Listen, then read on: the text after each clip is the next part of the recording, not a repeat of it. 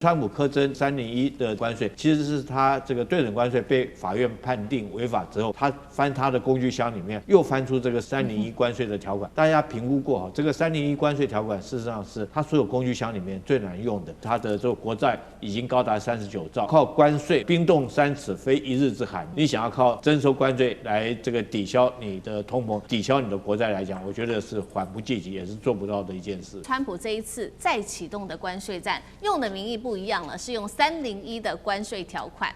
理由是什么呢？是说强迫劳动为由，一次对60个经济体来课征关税。这一招老招真的站得住脚吗？还是只是换个名目重启他想做的关税战呢？救得了美国高达39兆美元的国债吗？这是第一个问题。第二件事情，我们特别要来关心到的是，原本以为呢，中美的关系已经逐渐的变好了，包括呢这次习川会，这个川普跟习近平感觉处得还不错啊，而且呢，在川普离开了这个中国大陆之后，中美还成立了贸易委员会，没有想到，而当时呢，中国也答应说要采购包括了美国的大豆跟波音的大单，但是没有想到川普这个脚才刚离开中国大陆，却立刻对中国加征10%的关税，这是中美谈判破局的意思吗？还是中国承诺不会兑现了？双方现在到底是合作还是互探底线？这是第二个问题。再来看到了川普这一次啊，在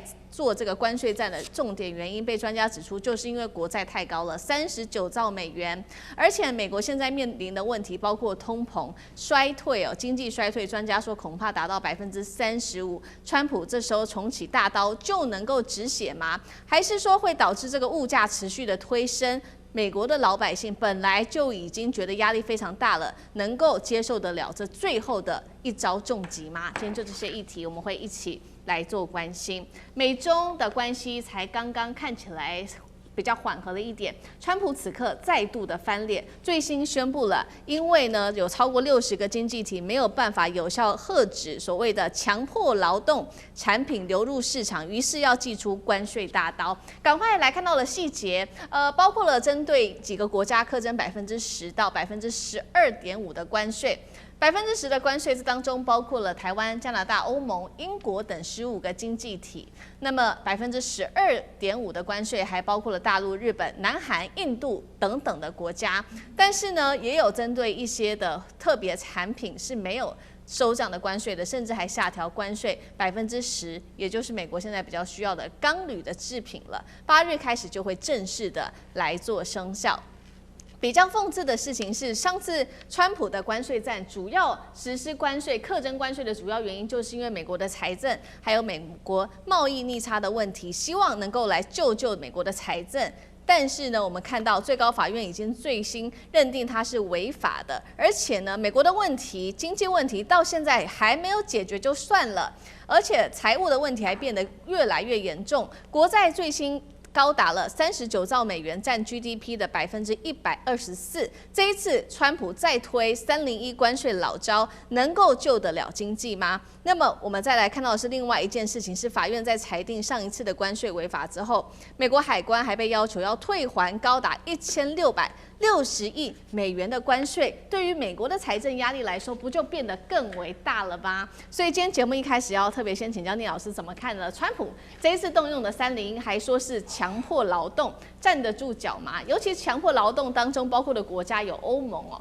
欧盟国家一向强调人权的，也是强迫劳动吗？那上一次的这个关税被判是违法的，他这一次还是继续用其他招，要救国债能有效吗？聂老师怎么看？好，我横平的来讲一下我自己的看法哈。你说他现在用301方案来这个科其他国家的关税，到底合不合理？甚至强迫劳动这个问题，我必须先解读一下。我认为他这一次并没有很离题，而且我认为是比较保守的多了。各位犹记得在去年4月2号，他刚开始打的贸易战，机关枪扫射全球，最多的是64%，然后除以2，他说我给你优惠一半，34%中国，32%台湾，用的就是你的赤字，它 deficit 除你的总贸易量这个 amount of 这个 trade。那这个是一个很离谱的数学式，但很简单，对不对？那当时呢，他就拿了一个哈佛经济学家这个数字，就说这最简单，大家看得懂，我就磕你。他当时的目的是非常特别的，他这个是打机关枪打全球，他要的东西很多，你刚刚讲的国债的问题，我想要另该谈。当然，他想要用全球做提款机把钱拿回来，还有一个，他要求所有有制造业强的国家，不管造船业的日本、韩国，或者是台湾的台积电，他用这种方式来把它要回去，或者是用一些政治打压。Anyway， 像巴西啊、中国的做法，我现在要讲是，他当打得很狠，当然法院就判他这个太离谱了嘛，没过。他现在其实这是比较保守了。坦白说，在2018年3月22号打的第一个贸易战，那个贸易战打的就是301方案。各位再回去爬搜一下，3月22号非常清楚，他就是拿了一个301方案告诉了全世界。那301方案是什么？我还是要解读一下。1974年一个叫 Trade Act， 它就是一个贸易关系法。这个法的确给美国，这美国定法他说要怎样，那他就可以控制世界，其他国家是定不了的。他就给美国的 这个叫 USTR， 叫美国的 Trade Representative， 就是贸易的代表，给他们有权利到世界各国去看这些国家，你有没有在贸易的关税壁垒中去加持？如果你加了，我就要磕你；还有你在生产产品，只要有不公平，对我美国不公平的，我就要磕你的税，或者做其他的一些压制。这里面包括有3大贸易障碍，我们在教这个国际经济非常清楚。第一个就是关税，第二个叫做 quota 限额，第三个叫 subsidy， 就是补贴。那强迫劳动，你可以当做它是在你的国家强迫劳动，然后做了一个甚至补贴了部分产业出来的，这样子他的贸易代表去调查你不公平，他就可以磕你。所以我必须说明，其实这一次的川普是比较保守了，他也不敢乱磕啦，因为上次的不会过嘛，他觉得这次就非常合理了。好，我要讲，当然还有一个跟国安有关的这个东西只是对产品。大家记得301方案，当然除了产品，他认为你有不公平的对待，还有一个就是制裁权，他觉得制裁权是很不公平的。301打的时候，那时候是强调中国的制裁权。我现在讲一个，还有一个在1962年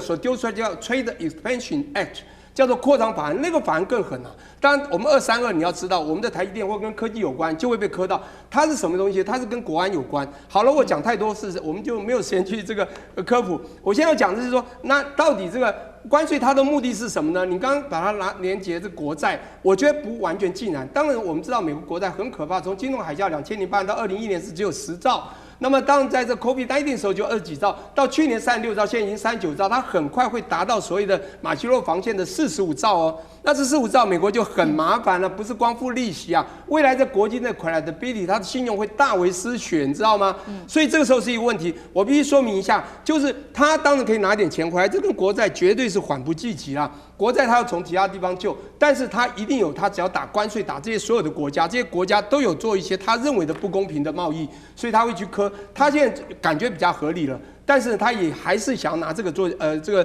谈判条码。但我必须讲一下谈判的筹码。我现在还要讲最后一个，就是你刚刚讲到这个所谓谁买单的问题，关税高了是谁买单？卖家买单还是买家买单？这非常重要，叫弹性需求。今天有个价格弹性需求，今天这个东西如果弹性需求低，美国人很想要，请问人家客关税谁买单？当买家为了要就会买单，就必须低一点。就像你刚刚讲，他会磕低一点。如果他说我可以不要，可以不要，弹性需求很高，哎呀，你贵了我就不要的话，我跟你讲，你卖家买单，否则我就不要，这就可以课高关税。跟各位报告一下，大概就是这样一个概念。不过这一次比去年和缓多了啦。好，这一场关税战课到全球60个国家，不过当中还有一件事情，就是针对于跟中国大陆的关系是大家特别备受关注的，原因是因为当时这个习川会在举行的时候，看起来是这个川普非常有求于中国嘛。那当时中国现在后来的媒体报道也是说可能会买美国的大黄豆跟波音。那现在发生这样的事情，大陆接下来还会买这个美国的大豆跟波音吗？那采购订单还有可能兑现吗？上次哥怎么看？是的，我们首先还是要就这个301条款跟中美后来他们在北京峰会这个时间序来看。首先是因为今年2月的时候，美国其实联邦法院的部分，最高联邦法已经确定，川普想要在去年1整年，透过他个人的行政意志的这个关税高，那边关税低改来改去，已经确定把他这个权利剥夺掉了。所以随即在2月开始，其实就回到传统美国政府透过这个122条款。贸易法当中的部分有150天，也就是在5个月当中的这个可以暂时性的关税的这个过渡，所以开始进行301条的调查。也就是说，在川习会见面的5月之前，这个301大概在2月下旬已经开始启动调查。好，而且其中调查部分是大概约莫有60多个国家。那当然现在公布的部分呢，受到关税调整要求的部分10%跟12.5%的大概是40多个国家，46个国家。所以我们可以看，它其实一开始跟中美贸易谈判其实是没有相关的。它就是简单讲，就是说川普还是要关税，可是这个关税没有办法就他在去年当中为所欲为，所以要回到一个政府体制。我想301条款这件事情对于台湾已经经历30多年都很有印象的，过去非常严格。但我们看这一次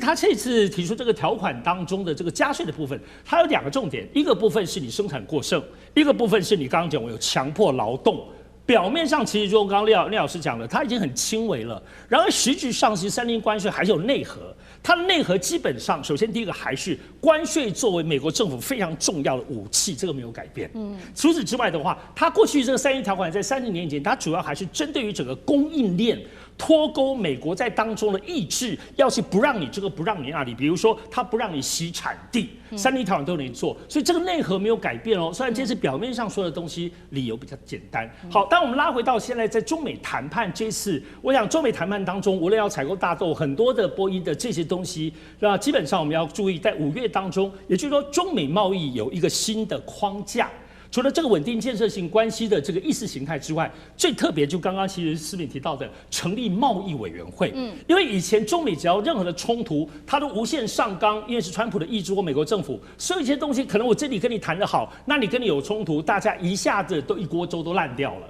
所以成立贸易委员会是大家可以针对这个可以往前谈，比如我跟你这边杀来杀去，可是我们可以合作跟稳定采购的集中在这个贸易委员会。所以这次现在看起来就目前为止，美国刚刚宣布这个301，仿佛会去冲击，会去打破中美这一次谈判的贸易框架。然后，而且中国大陆已经表达了部分强调，又不能这个单边关税的贸易的部分状况，中国态度还是很硬的。然而，在还没有真正实践这个中美包括贸易委员会的框架之前，301这件事情到底会不会对于前面辛辛苦苦川普跟习近平谈出来这个新的中美的很稳定的架构，是不是后面就为了大家用意气之争，我又不买你大豆了等等，我觉得还可以观察一阵子。但我认为，就刚刚讲这个表面上的理由，看起来应该还是有缓冲的空间。好，所以一方面，现在这个贸易战，新的这个贸易战川普祭出来，恐怕会影响到全球非常多数十个国家之外，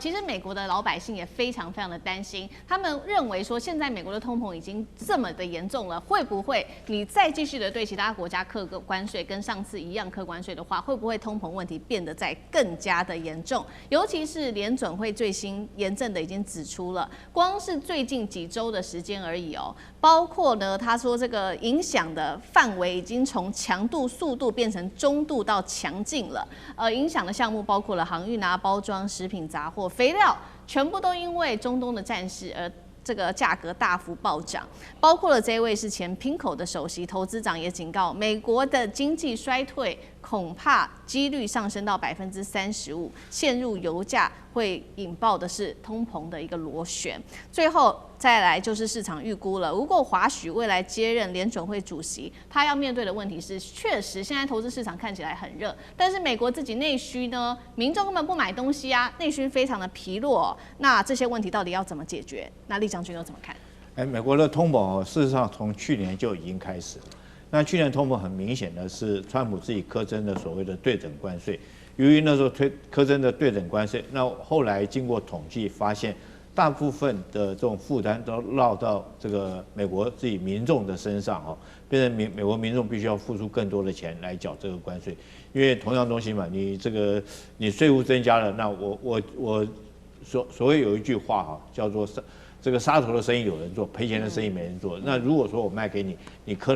我当然把关税加在你身上，除非说是你不买。那美国来讲，因为很多东西都是他生活必需品，他们自己国内自己没有生产，所以他必须要买。所以从去年开始，由于这个川普苛征对等关税，就造成通膨就已经在慢慢加温了。但今年这个3月份开始，由于伊朗战争爆发之后造成油价的这种快速的飙涨。那因为美国人的生活习惯他说出门他就一定要开车，每一家最少都是2部车子在那边开，不管你去上班或者到这个大卖场去买东西来讲，你都要用开车的方式。所以说油价的负担对老百姓的负担是非常重。那尤其再加上货物的运输，尤其像新鲜蔬果，你就必须要每天运输。那这个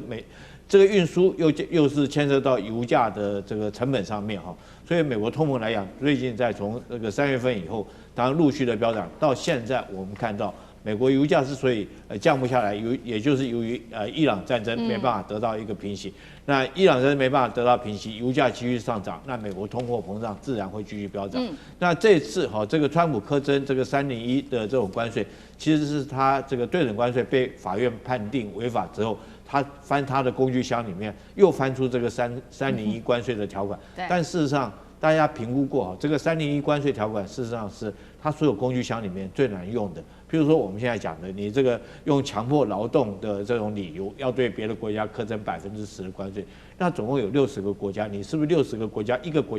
家分别要去跟人家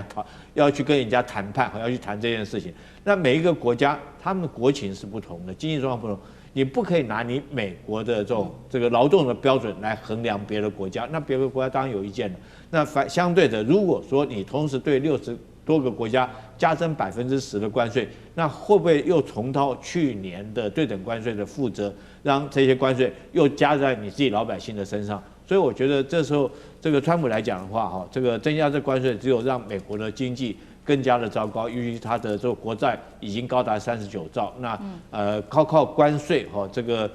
冰冻3尺非一日之寒了。你想要靠征收关税来这个抵消你的通膨，抵消你的国债来讲，我觉得是缓不济急，也是做不到的一件事。川普一直非常的坚持，他要打下去这一场中东战事，但是呢，现在呢，恐怕会对于川普对伊朗动武的话，会有所要停止川普对伊朗动武了，因为呢，这个叫做战争权利的决议案，我们要来看到的是最新的决议结果。美国众议院首次通过，以215票赞成、208票的反对票，确定过关了这个议程哦。原因竟然是有4名的共和党议员倒戈投下了赞成票。那么结果出来之后，我们看到民主党就特别强调，这是国会履行宪法赋予的监督的一个责任。众议院的议长强森依然坚定的说，他支持川普，非常反对这一项决议。我们要来特别看到说，为什么刚刚我们讲了嘛，有4位的共和党员背刺川普。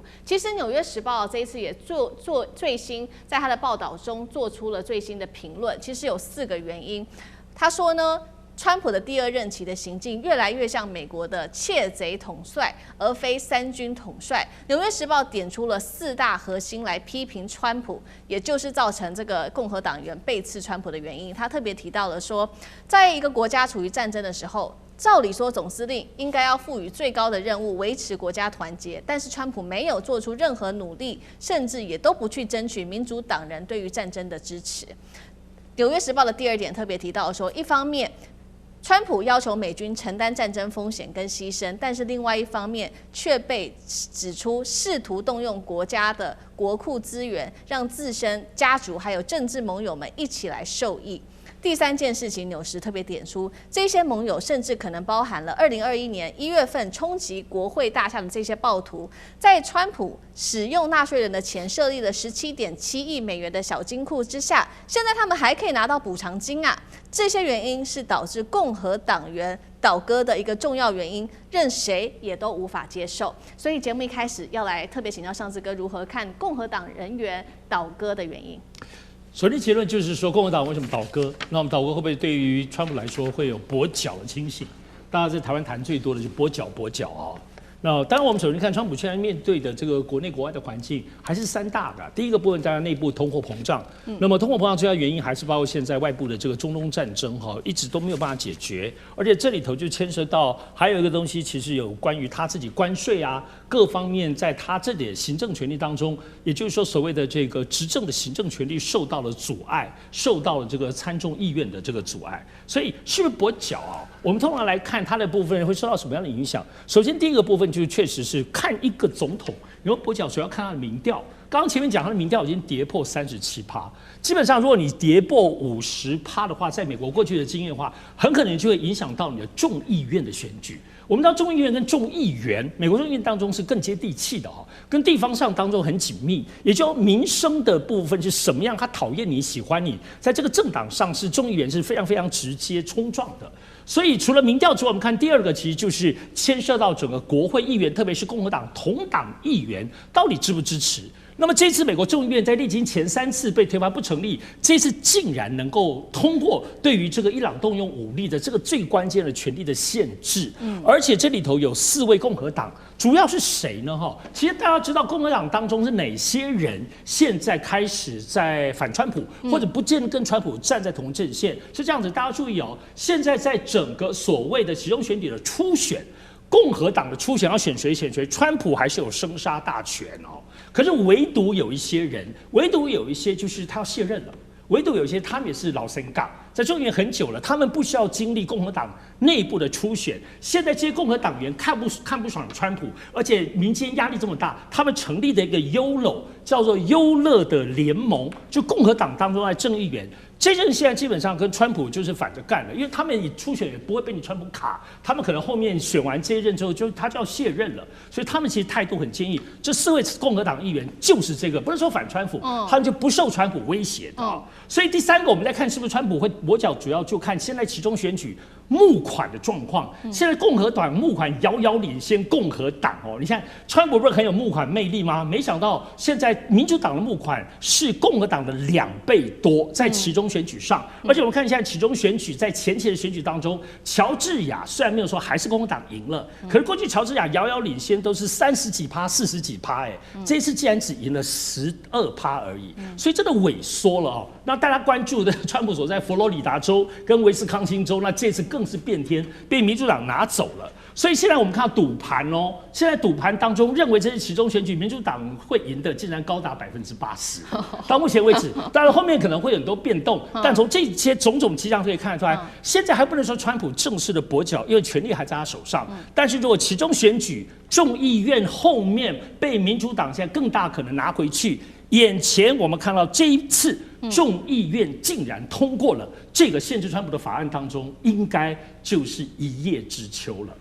好，所以其实其中选举在年底嘛，还有一段时间，但是以目前的状况看起来的话，共和党还有川普恐怕会跛脚啊，变得非常的严重。那如果说我们先不看远期，我们先来看短期，现在共和党内部其实早就已经开始出问题了，尤其发生的地点就是在共和党自己党内的地方初选。原本呢，其实按照过去的惯例如果说川普去支持一位候选人的话，这位候选人都蛮有机会的。但是我们看到这一场在爱荷华州的初选，川普公开背书的候选人，这一位是联邦众议员，叫做芬斯特拉，是在川普支持之下还是落选了，输给了这位农民兼企业家，叫做拉恩。所以现在说呢，3个危险讯号浮现：第一个，川普背书不是保证；第二个，基层农民对川普原本很支持的，是不是现在也跳票了？第3个 ，MAGA 的支持者出现松动。刚刚也特别提到了嘛，现在最新民调出炉，来自于路透社做的，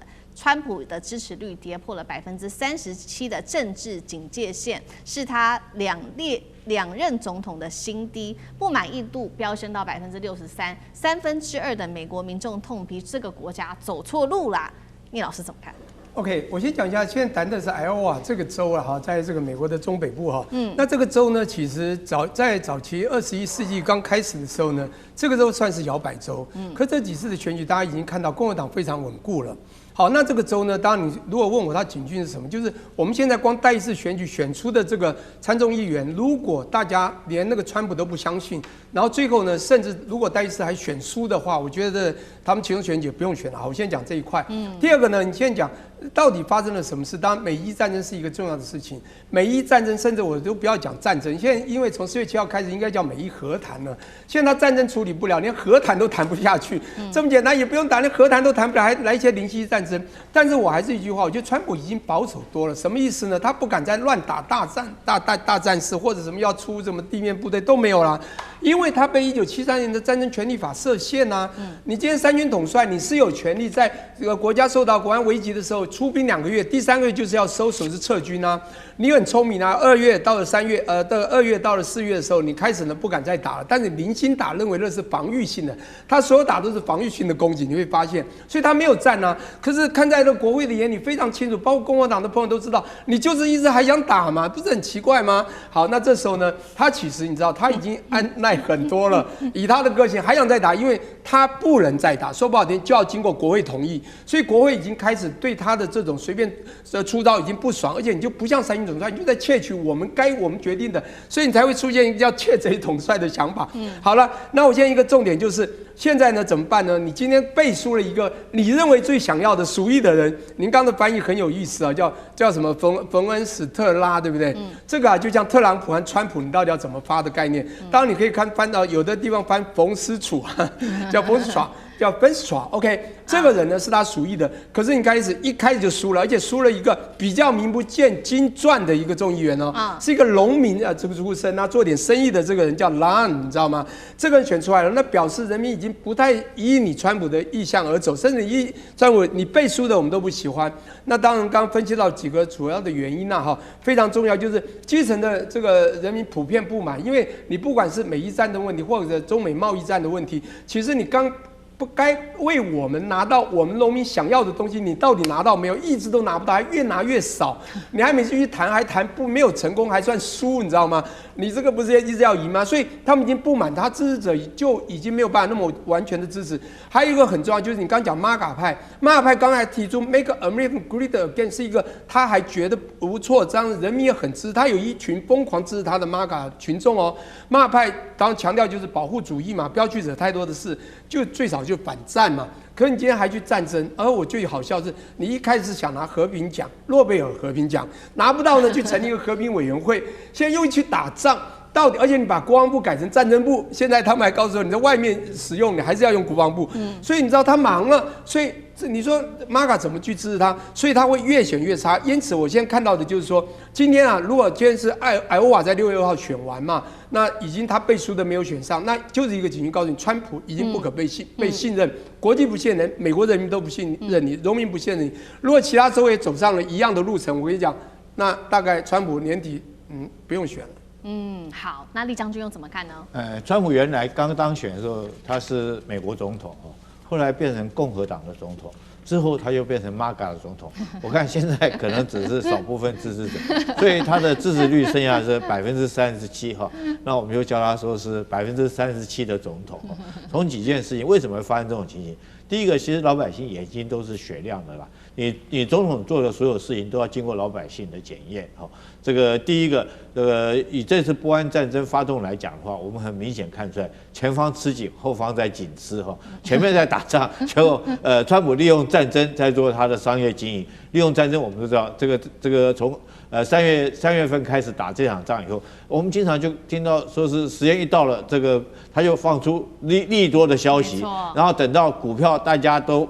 买了以后，他又开始释放出来这个利空的消息这反复好几次的每次的操作，然后让他的这些朋友们都赚饱赚满。除此之外，第二个就是这个川普自己本身也在炒作股票前阵子传说他一天要炒作到50张的股票，但你炒作股票是没有关系。你如果说当总统，我当然可以买股票，可是你应该是委托代理人来替你买，而不是你自己要经营。可是我们看到，我举几个很明显的具体的这个买股票的这个过程，让各位可以知道，这都是美国媒体报道的，是在3月11号的时候，他公开的一个吹捧，有一家叫做这个医疗的供应商叫塞默兹菲士尔的他自己他吹捧完以后，大家才发现说，当天他就买了1.5万到5万的美金之后当天他又去看苹果也是吹捧苹果，结果当天我们发现他买了25万到50万的苹果的股票，甚至于说3月25号。他去买美光5万到10万，隔天他在这个福斯的节目中说这个美光是很火红的一张股票。你怎么可以当总统自己带头在这个炒作股票？所以老百姓看在眼里啊。之所以除此之外，我们看到他更离谱的事情是，他借着说是国税局查他的账泄露他的泄露他这个税务的机密资料，所以他自己去告他自己政府里面的国税局，要求国税局成立一个17.1亿美金的一个基金哈，当做他小金库。那这个小金库干什么呢？去做一些补偿当时这个受政治迫害的人。那什么是他认定中的受政治迫害的人呢？就是那时候2021年的时候，在冲击国会大厦的那些暴徒。那我们都认定他是暴徒嘛，结果你川普居然成立这笔基金，拿国家的钱去补贴这些暴徒。那我想说这种事情，看在民主党的这种支持者眼中是的，甚至于共和党很多的党员也看不下去，所以这时候才会发现说，这个包括到共和党的议员也投下这个赞成票倒戈哈，还有他自己所提名的爱荷华州的这种州长候选人来讲的话，也不是按照他所提名的人来当选，所以从这种种以上看出来，我觉得川普真的是支持率只会越来越低而已。开启大关税时代的美国总统川普呢，这位关税侠又一次被打脸了。怎么说？美国国际贸易法院呢近日裁定，川普政府依据贸易法第122条款呢，推动这个全面课征10%的关税呢，这个行为被法院裁定是不好意思再一次违法，不能来做。那么法官判决的理由就是，川普签署的公告中呢，没有提出足以证明美国现在存在庞大且严重的国际收入的赤字这样的一个证据，因此呢是无法合理引用这个122条款的。那川普得知这个消息，我相信他应该也不意外了啦。这已经是他跟法院过招这个川税议题的2连败了，但是他还是不认输。他说法院做出什么判决呢，我都不意外，而我们还是会得到一项裁决，他就要用另一种方式继续去做，所以之后可能还会有更多的这个关税出招，我们还不知道。虽然他扬言呢要推出新措施，不过总统的关税都已经被自家的法院否决了，其他国家这样继续看在眼里，那前几年的这个审判日要变得有点像是笑话。那还有公信力吗？还有其他国家是不是反正我就继续缓和就好，反正最后你都是要被自家的法院给否决掉了嘛？议员怎么看？有没有国家会继续这个信任川普？有啊，就是我们呢，对吧？早就说过了，要宣判不要急着去谈什么 ART， 结果宣判之前大力的去谈，谈完之后，哇，这个美猪美牛的内脏，然后还有放宽发芽的马铃薯，甚至我也踢爆，甚至我们很多农药的残留标准也都放宽。美国还对我们的校园禁止基改食品大有意见，未来可能也要放宽，这都还不含什么台积电那些半导体的东西，对不对？那请问放宽那么多，最后如果川普全面败诉，不能再课关税，那我们前面这些谈的白送啊，白送。其实现在就是白送，因为我们付出这么多，换来叫15%，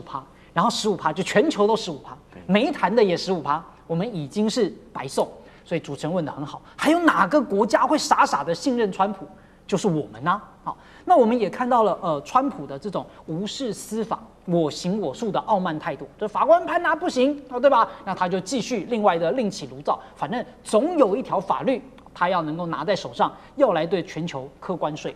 那如果我们光看自己不准，我们来看一下欧盟其他国家都是怎么做的。面对反复无常而且已经是无理取闹的川普，欧盟呢已经放弃幻想，转向了什么同步、对等而且升级的反制。你对我做什么，我就对你做什么，对吧？你对我课关税，我也对你课关税。为什么我要去给你什么扩大投资啊，然后放宽贸易的进出口啊？看一下欧盟它立刻启动所谓叫贸易火箭筒，清单高达260亿的欧元。在今年3月份，美国对全球钢铝加征25%关税，没过多久，欧盟就干嘛？立刻反制嘛。所以现在也是啊，他要求欧盟呢7月4号之前要干嘛干嘛，欧盟呢也没有再甩他。所以欧盟已经准备好启用了叫反胁迫的工具，可以限制美国企业的市场准入，而且实施出口管制。这也是直接打到了美国科技巨头的要害。所以德国的副总理更明确表示，如果美方加征关税，欧盟呢会反制。那加拿大呢也蛮厉害的，为什么？因为他先前也曾经说他要组一个超级反川普贸易联盟啊。那当然到目前也过了一阵子，他这个联盟不知道组起来了没有，但是他就是要联合世界上其他所有国家干嘛呢？在贸易上不是说美国排挤我们，是我们要排挤美国。对。那再来，所以啊，这个跨大西洋的关系，欧洲的领导人基本上一致谴责美国把关税当成是霸凌的手段和勒索的工具。德国的总理默兹他也讲说，川普就是要打击整个欧洲嘛。所以川普在前一阵子也是把欧洲的几个国家领导人通通都骂了遍，对吧？然后反正北约的也骂，然后呢德国、法国，反正他每一个都骂，因为觉得你们如果不理我干嘛呢？那我就对你们课关税。所以这个单边霸凌真的是从去年以来到现在将近1整年啦，对吧？这关税战是去年4月份的事情，到现在也1年多了，所以大家都已经无法再忍受了。那因此呢，只能期待说，全世界都不要再被美国这样子无理取闹的勒索下去。了解，好，这一次呢，关税又再次被美国的法院给否决了，所以关税碰壁要找人出气嘛，那谁是最好的出气筒呢？在川普的眼里，温良恭俭让的欧洲国家，那当然就是一个好选择嘛，不欺负你要欺负谁？所以刚才议员有提到，川普放话呢，欧盟必须在7月4日，也就是美国250周年国庆日之前啊。全面批准跟美国的一个贸易协定，要把所有的关税降到0，否则它会对欧盟寄出高出许多的一个惩罚性关税。好，最近大家有在关注国际局势，都知道美国总统川普跟德国总理梅尔茨2个人不对盘嘛，从汽车的关税吵到要从德国这个撤军5000人的话题。欧盟之所以很容易被川普针对，就是因为欧盟是一个整体嘛，它是有非常多欧洲国家组成的。那每个成员国他们都有自己的利益，都有自己的各怀鬼胎，这有时候很难达成一致的关键。而当中的这些分歧点，就是川普喜欢去突破的点。好，下个月就要跟美国还有墨西哥一起办这个世界杯的加拿大嘛，刚刚也有提到要组这个反川普联盟，现在进行的怎么样？我们持续观察。最近也是跟他南边的邻居渐行渐远啊。从卡尼出席这个欧洲领导人峰会的动作，就不难看出欧洲非常有意啊，要拉拢这位北美跟美国最靠近的这个加拿大。好，如今川普再一次摆出这个欺善怕恶的脸色，我想问一下袁老师，你过去也是留欧的，对欧洲非常了解，非常了解。再一次面对这样的状况，欧洲人可不可以团结起来，一起烤洋窗？我觉得这个问题啊，要分成几个层面，要尽量要深入分析。我们从美国那边学到了民主以及法治啊，那这个问题牵涉到法治，我稍微解释一下。这个原来的话呢，美国的最高法院判川普的那个关税政策对等关税是违宪的，对啊，那个美国总统没这个权利，所以这个川普马上就来了一招，说我们收10%的税啊，现在的话呢，这个10%的税经过他们的这个贸易法院说也是不合法的，所以已经不合法的东西的话呢，川普就完全不遵守这个法律啊，他说他有别的办法，他别的办法的话呢，你这边我分成4个部分来讲，深入一点。第一个的话呢，就是什么叫欺善怕恶啊，就是怕恶。大陆不是恶，他就是不敢针对大陆再加关税了。为什么？急着去啊！那大陆你加关税，你我差点不合时宜啊，差点脏话都爆出来，你不用来了啊！这是第一个。然后第二个的话呢，这个软柿子捡着吃啊，就是欧盟。但是欧盟大家要了解啊，南欧跟北欧就非常不一样，东欧跟西欧也非常不一样。是啊，那大家的话呢，其中又有一个标杆性的人物，有3个了啊，就是这个吕特北约的了，还有这个冯德莱恩的啊，还有这个梅洛尼啊，他们基本上跟川普是有私人的交情啊，但是他们基本上对于川普这边所提供的关税，去年4月通过，他们就是拖，他们就会感觉到，就刚刚汉尼也讲了，全世界地区不拖的只有这边急急忙忙通过，还大肆宣扬，这其实跟莫迪讲的赢麻了有点像啊。那么第二个部分的话呢，我要强调，那个最近美国非常丢脸，就是说美国这个国家成立是因为美国革命啊，推翻了英国，然后把它殖民地回来，结果英国的国王查理3世跑到美国讲说，请大家珍惜民主的价值。这个对美国来讲是极大的羞辱啊！就是一个被推倒的王室跑回美国的国会演讲，请珍惜你们。对，你们把我们赶走的原因是民主，现在你不要了，你要就因为我们前不久才刚发生川普有个 No Kings 的这个运动嘛，对不对？啊，那现在 King 来了以后呢，这个川普没反应，他根本都不了解这事情的含义。加拿大的情况是非常不一样的，因为卡尼他本身想要联络，因为我们这个世界变成3份啊，中美是1份，对啊，那个其他原来有钱的国家是中间那1份，大部分都在欧盟那些国家，那还有一部分就是原来那个丐帮的那个他们的帮主当然是中国大陆，所以说这个3份的情况下，那中间这1份到底是跟大陆走得近一点呢，还是回到美国那边？不过我强调啊，欧洲长期以来啊，就是只要咬美国这个零就有饭吃的情况，这个时代可能一去不回，欧洲人是及早要能够觉悟觉醒到这件事情，因为川普对于欧洲的态度的话，在逼的情况下，因为你知道吗？这还有2年多的时间再逼下去怎么活，对不对？你欧洲势必要反对这个关税的态度。好，说到这个欧盟的生存危机哦，前几年的俄乌战争打起来，确实让整个欧洲很紧张。但是，观众朋友知道吗？俄乌战争现在已经要迈向第5年，旷日费时，两边都是越打越虚的情况下，也让整个欧盟、整个北约感觉到生存危机稍微没有那么紧张了。好，所以比起前几年，川普用这个撤军当威胁、当号令的这个筹码呢，感觉现在不是那么好用。但是我就想问一下将军，现在欧盟或者是以北约来说，在军事的格局上，他们还是最怕美国对他们做哪一些猜测的？我认为是这样，他们这一个驻军是一个影响力的指标，对，驻军越多越大，感觉到我影响力是不是更大？对，这是个霸权的符号，是不是？我们讲的越明显？对，那你如果要撤军，你的霸权是不是萎缩了？你在当地的政治影响力是不是式微了？当然嘛，你驻军越多，当然影响力越大；驻军越小，你如果住个，比方说从几万人你变成到几百人那种差别，就非常明显了。是，我认为是相互需要。欧洲需要美国的驻军呢，来强化欧洲的军力。